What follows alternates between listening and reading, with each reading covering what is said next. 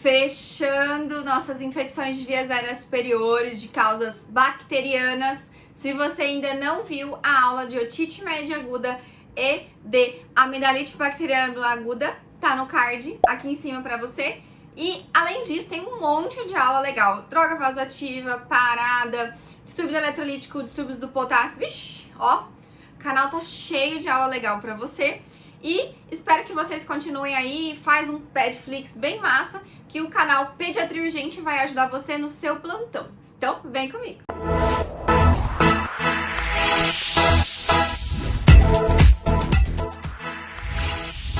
Sinusites bacterianas agudas são infecções e inflamações dos seios da face, ok? Então vai uma bactériazinha lá que estava perdida na sua via aérea, um vírus inflamou a sua via aérea, fez um edema da mucosa e, consequentemente, obstruiu esses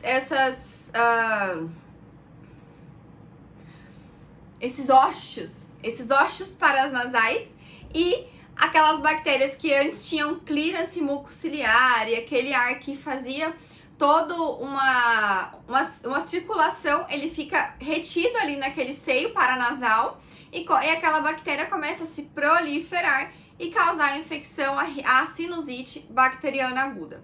Então, geralmente ela é precedida por uma infecção viral e ela pode ser também uma rinocinusite viral. Então, não necessariamente toda sinusite é bacteriana e vai precisar de antibiótico, tá? Vou te ensinar a fazer essa diferenciação. Quando o paciente tem sintomas de rinocinusite por mais de 90 dias, a gente fala que ela se tornou crônica. Não é tão comum na criança e não é o foco dessa aula. Mas assim, o que a gente tem de extremamente importante para você entender essa aula? Que infelizmente a gente não vê os colegas replicando esse conteúdo na vida real. Os seios paranasais, a criança nasce principalmente com os etimoides e os maxilares pérvios, ok? O que acontece com os seios paranasais, tá? A criança, ela nasce com o etimoidal e o maxilar presentes já, mas eles só se tornam prévios a partir dos 2 anos de idade. Então, o que a gente tem? Muitos colegas, infelizmente, dando diagnóstico de sinusites bacterianas em crianças menores de 2 anos. Gente, elas não têm nem seio da face ainda para poder infectar. Então, calma lá. Provavelmente aquilo é viral e não é uma infecção dos seios da face. Às vezes é uma rinite, uma faringite viral, tá ok? Sabia não? Cuidado, atenção à faixa etária. Todas as aulas de infecção de vias aéreas superiores, eu falei para vocês da faixa etária, que é um marcador importante para ajudar a saber se é viral ou se é bacteriano. Quando essa criança vai ficando mais velha, ali a partir dos 4 anos, aí a gente começa a desenvolver os frontais e os esfenoidais. Então, a sinusite ela é mais característica das crianças escolares e os adolescentes. Os principais fatores de risco, deixo aqui para vocês, mas exposição ao cigarro, infecção viral prévia, alguma discinesia ali ciliar, rinite alérgica, refluxo. Então, existem vários fatores de risco que podem predispor a sinusite bacteriana aguda. E os agentes etiológicos principais são 3. E se você for ver nesse tabelinha que eu deixo aqui pra vocês, ele é meio assim, meio a meio, né? Porque a gente tem o Streptococcus pneumoniae, o pneumococo mais frequente, mas a gente tem também o Moraxella, catarrhalis e o hemófilos ali bem na cola, tá bom? Então, essas percentuais foram feitas através de trabalhos que foi aspirado, secreção dos seios da face de pacientes infectados, e aí eles fizeram culturas e fizeram essa estimativa de prevalência dos patógenos. Eles viram que até 50% dos hemófilos e até 100% da Moraxella catarrhalis eram produtores de beta-lactamase. Então, essa enzima que eles produzem diminui a eficácia, a eficiência da amoxicilina simples. Então, isso pode alterar o nosso tratamento. No final da aula eu vou te contar. E até 25% dos pneumococos eram resistentes às penicilinas. Fechado? Vale lembrar que são estudos americanos. onde lá eles têm um perfil de sensibilidade bacteriano diferente do nosso, tá ok? Principais sinais e sintomas vão ser coriza, que dependente da cor não faz diferença, gente, azul, verde, rosa, amarelo, não faz diferença a coloração, tá? Mas a presença da coriza, congestão nasal, febre, tosse, mas essa tosse, ela acontece por conta da secreção da nasofaringe, que quando ela desce, ela estimula, faz um reflexo de tosse e a criança acaba engolindo. Então é frequente a criança engolir, a criança não consegue escarrar como os adultos fazem, eles engolem. E pode sair até esse catarro nas fezes. Pode ser uma reclamação das mães para vocês, mas isso é normal. Halitose, diminuição do olfato, pode ter um edema periorbitário leve, muita atenção à complicação, que são as celulites, tá? Mas se for um edema ali periorbital leve, a criança ainda está em estado geral bom, tá bom? E nos adolescentes é mais frequente também a cefaleia e a dor na face, que não é tão comum nos adultos. E, gente, aquele gotejamento posterior que a gente vê, ele não é patognomônico de sinusite, tá? Uma criança com uma rinofaringite ali, viral, que for, se ela tiver secreção na região nasal, ela pode descer ali pela nasofaringe e você vê aquele catarrão ali descendo na orofaringe, mas não é patognomônico de infecção bacteriana, tá bom? E o diagnóstico, ele vai basear também em 3 situações. Um é a persistência dos sintomas, tá? Aquela criança com esses sintomas nasais respiratórios que persistem por mais de 10 dias. Então, a viral, geralmente até 7 a 10 dias a criança está melhor. Se esses sintomas de coriza, secreção nasal e tosse persistem, pode ser sim uma sinusite bacteriana. A outra situação é quando a criança já inicia com sintomas graves, prostração, muita secreção, febre maior que 39 graus. Então isso já nos abre o olho para que a infecção já seja de início bacteriana.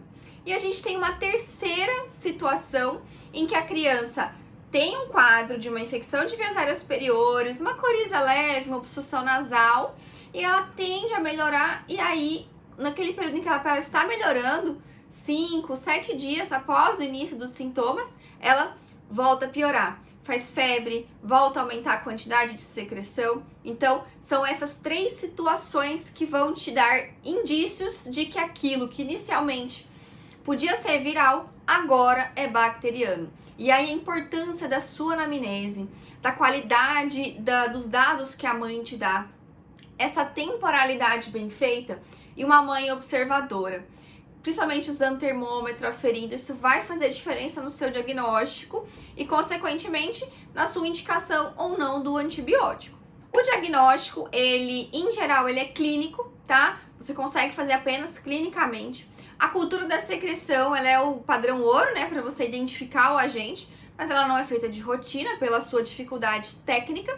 Exames de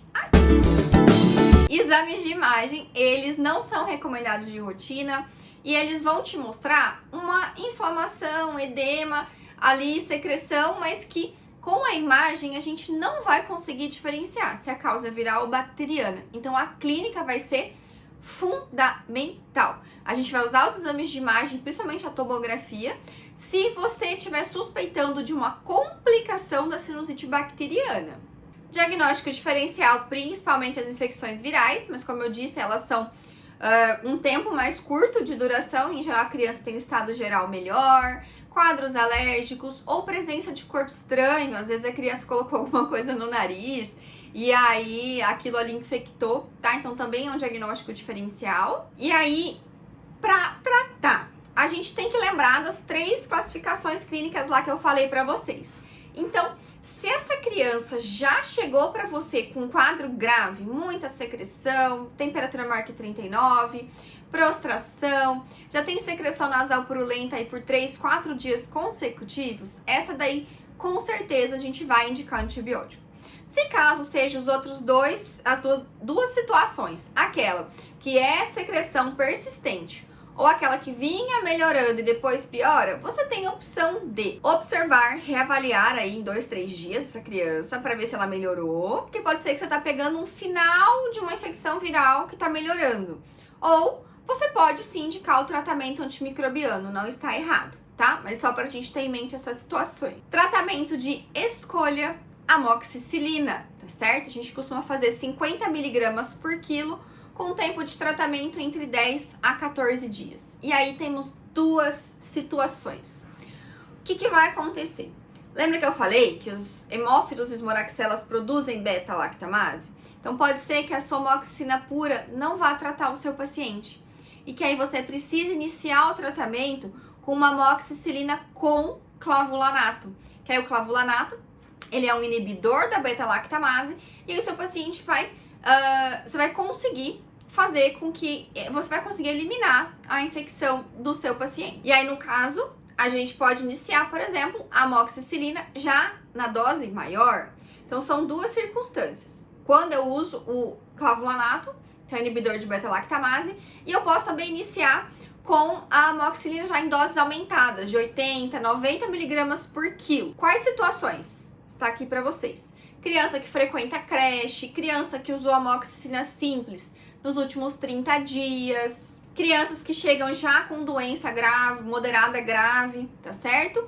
E se no local que você reside existe uma frequência alta de streptococcus resistentes, tá ok? Então, são duas situações. Se é uma criança previamente rígida, é a primeira infecção dela, você pode começar com a amoxicilina simples, reavaliar. Se em 2, 3 dias não houve melhora, a febre continua persistente, aí você pode dobrar a dose da amoxicilina ou já passar para amoxa com clavulanato, tá certo? O que acontece?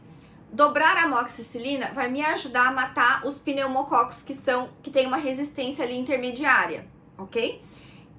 Só que não é o mais frequente aqui no Brasil, a gente não tem muito pneumococo resistente, tá? Então eu sugeriria a vocês, se caso precise trocar o antibiótico ou já é um caso de moderada grave, você pode começar com a amoxicilina com clavulanato, tá? Ou na dose de 50 miligramas por quilo, ou já na dose dobrada com clavulanato. Fechado? Então, é isso. Passa o dedinho na playlist que eu vou te ensinar. Vai ter uma aula aqui agora, maravilhosa pra você, só te ensinando a calcular. Te conto as apresentações e como você vai calcular a dose dessas soluções orais para as crianças. Ai, doutora, mas e aí? Meu filho tá com sinusite, você não vai passar nem um xaropinho a mais, nem um sorinho no nariz, nada. And the Oscar goes to... Maísa!